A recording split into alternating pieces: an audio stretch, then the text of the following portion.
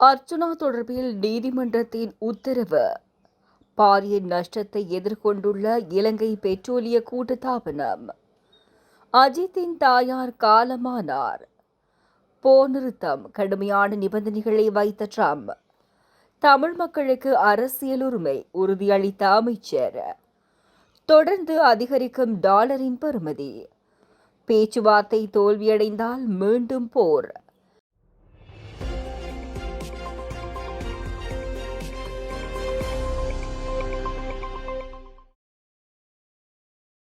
தெல்லிப்பள்ளி புற்றுநோய் வைத்தியசாலை வைத்தியர் ஒருவரை பற்றி சமூக வலைதளங்களில் அவதூறு பரப்பியதாக குற்றம் சுமத்தப்பட்டு நாடாளுமன்ற உறுப்பினர் அர்ச்சுனா ராமநாதன் மற்றும் மற்றொரு வைத்தியர் உள்ளிட்டோருக்கு எதிராக நிகழ்நிலை காப்புச் சட்டத்தின் கீழ் தாக்கல் செய்யப்பட்ட வழக்கு யாழ்ப்பாணம் மேலதிக நீதவான் நீதிமன்றில் நேற்று விசாரணைக்கு எடுத்துக் கொள்ளப்பட்டது. தன்னை தொந்தரவு செய்யும் வகையிலும் அவதூறுகளை பரப்பும் நோக்கிலும் செய்திகளையும் பரப்புரைகளையும் மேற்கொண்டதாக தெரிவித்து தெல்லிப்பள்ளி புற்றுநோய் பிரிவு வைத்தியர் குறித்து வழக்கை பாராளுமன்ற உறுப்பினர் அர்ச்சுனா ராமநாதன் மற்றொரு வைத்தியர் தனியார் ஊடகம் மற்றும் யூடியூப் தளங்கள் உள்ளிட்ட சில தரப்புகளுக்கு எதிராக தாக்கல் செய்திருந்தார்.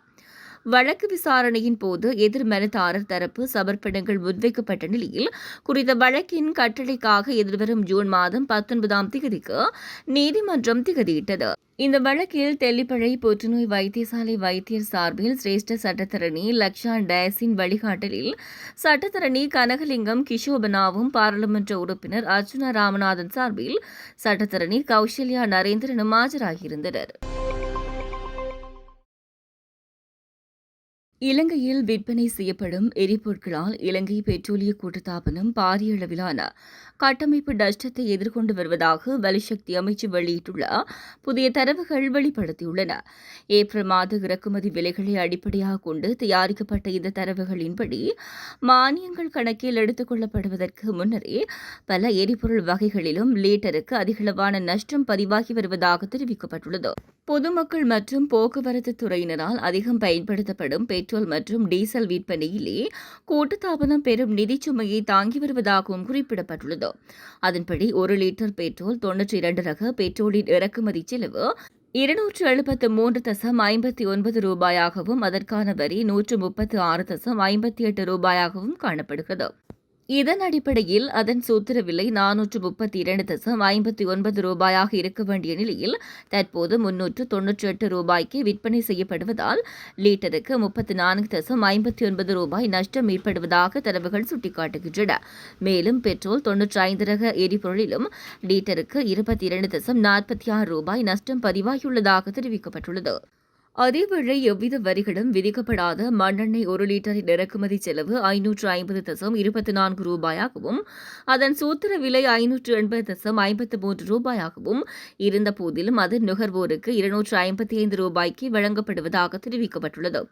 இதன் காரணமாக 1 லிட்டர் மண்ணெண்ணெய் விற்பனையிலும் 325.53 ரூபாய் நஷ்டத்தை இலங்கை பெட்ரோலிய கூட்டுத்தாபனம் எதிர்கொண்டு வருவதாக வலுசக்தி அமைச்சின் தரவுகள் மூலம் தெரியவந்துள்ளது. தமிழ் சினிமாவின் முன்னணி நடிகரும் காரோட்ட வீரருமான அஜித்குமாரின் தாயார் மோகினி மணி காலமானார். தனது 85வது வயதில் உடல்நலக்குறைவு காரணமாக சென்னையில் இன்று காலை காலமானார். பாலவாக்கத்தில் உள்ள அஜித்தின் இல்லத்தில் இறுதிச் சடங்குகள் நடைபெற உள்ளதாக இந்திய ஊடகங்கள் தெரிவித்துள்ளன. ஈரானுடனான போர் நிறுத்த ஒப்பந்தத்தை நீடிப்பது தொடர்பான உடன்படிக்கை குறித்து இறுதி தீர்மானத்தை எடுப்பதற்காக அமெரிக்க ஜனாதிபதி டொனால்ட் ட்ரம்ப் முக்கிய ஆலோசனை ஒன்றை நடத்தியுள்ளார். இதுகுறித்து தனது ட்ரூத் சோஷியல் சமூக வலைதள பக்கத்தில் பதிவிட்டுள்ள ட்ரம்ப் போர் நிறுத்த ஒப்பந்தம் நீடிக்கப்பட வேண்டுமாயின் ஈரான் பின்வரும் நிபந்தனைகளுக்கு உடன்பட வேண்டும் என குறிப்பிட்டுள்ளார்.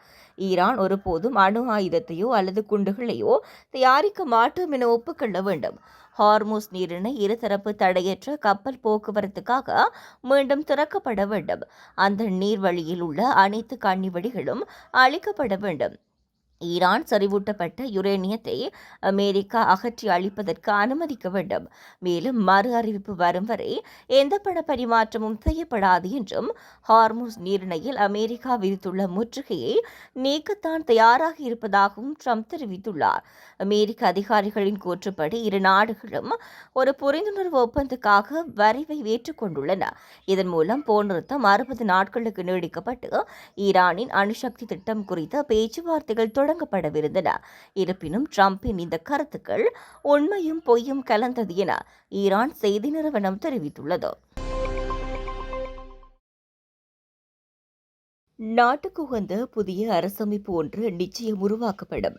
எனினும் அதற்கான கால வரைவு குறித்து இதுவரை அமைச்சரவையில் எந்தவித இறுதி தீர்மானமும் எடுக்கப்படவில்லை. அதே நேரம் வடக்கு கிழக்கு மற்றும் மலையக மக்களுக்கு அரசமைப்பு சார்ந்த உரிமைகளை எமது அரசு கண்டிப்பாக பெற்றெடுக்கும். அத்துடன் இந்த அரசாங்கம் நீதி மற்றும் தேசிய ஒருமைப்பாட்டுடன் செயற்படும் என அமைச்சர் ஹர்ஷன நாணயக்கார தெரிவித்துள்ளார். நாட்டில் 30 வருட கால யுத்தம் முடிவடைந்தாலும் அதனால் ஏற்பட்ட வடகிழக்கும் பாதிப்புகளுக்கும் இன்றளவிலும் முறையான தீர்வுகள் கிடைக்கவில்லை. இதன் காரணமாகவே வடக்கு மற்றும் கிழக்கு மாகாண மக்கள் இன்று வீதிகளில் இறங்கி போராட்டங்களில் ஈடுபட்டு வருகின்றார்கள் என்பதை நாம் ஏற்றுக்கொள்கின்றோம். நாட்டின் தேசிய பாதுகாப்பை கருத்தில் கொண்டு வடக்கு மற்றும் கிழக்கு மாகாணங்களில் உள்ள பொதுமக்களின் காணிகள் விடுவிக்கப்படும்.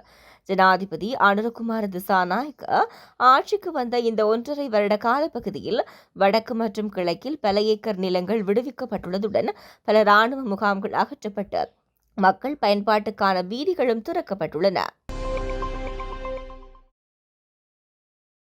இந்த வருடத்தின் இதுவரையான காலப்பகுதியில் அமெரிக்க டாலருக்கு நிகரான இலங்கை ரூபாயின் மதிப்பு 5.4% வீழ்ச்சியடைந்துள்ளதாக இலங்கை மத்திய வங்கியின் அண்மை கால தரவுகள் தெரிவிக்கின்றன. மே 29 வரையிலான சந்தை நிலவரங்களின்படி இந்த தரவுகள் வெளியிடப்பட்டுள்ளன. இலங்கையின் வெளிநாட்டுத்துறை சார்ந்த முக்கிய குறிகாட்டிகளில் அண்மை காலமாக குறிப்பிடத்தக்க முன்னேற்றங்கள் ஏற்பட்டுள்ள போதிலும் உள்ளூர் நாணயத்தின் மீதான அழுத்தம் குறையவில்லை என்பதே இந்த வீழ்ச்சி பிரதிபலிக்கின்றமை குறிப்பிடத்தக்கது. பேச்சுவார்த்தைகளில் உடன்பாடு எட்டப்படாவிட்டால் ஈரான் மீதான தாக்குதல்களை மீண்டும் ஆரம்பிக்க தயாராக இருப்பதாக அமெரிக்க பாதுகாப்பு செயலர் பீட் ஹெக்ஸட் தெரிவித்துள்ளார். தேவைப்பட்டால் ராணுவ நடவடிக்கைகளை மீண்டும் தொடங்குவதற்கான மிக உயர்ந்த திறன் வாஷிங்டனிடம் உள்ளது என்றும் அவர் எச்சரித்துள்ளார். இதேவேளை போர் நிறுத்த ஒப்பந்தத்துக்கு அமெரிக்க ஜனாதிபதி ஈரானிடம் கடுமையான நிபந்தனைகள் முன்வைத்திருப்பது குறிப்பிடத்தக்கது. அர்ச்சுனா தொடர்பில் நீதிமன்றத்தின் உத்தரவு. பாரிய நஷ்டத்தை எதிர்கொண்டுள்ள இலங்கை பெட்ரோலிய கூட்டுத்தாபனம். அஜித்தின் தாயார் காலமானார். போர் நிறுத்தம் கடுமையான நிபந்தனைகளை வைத்த ட்ரம்ப். தமிழ் மக்களுக்கு அரசியல் உரிமை உறுதியளித்த அமைச்சர். தொடர்ந்து அதிகரிக்கும் டாலரின் பெறுமதி. பேச்சுவார்த்தை தோல்வியடைந்தால் மீண்டும் போர்.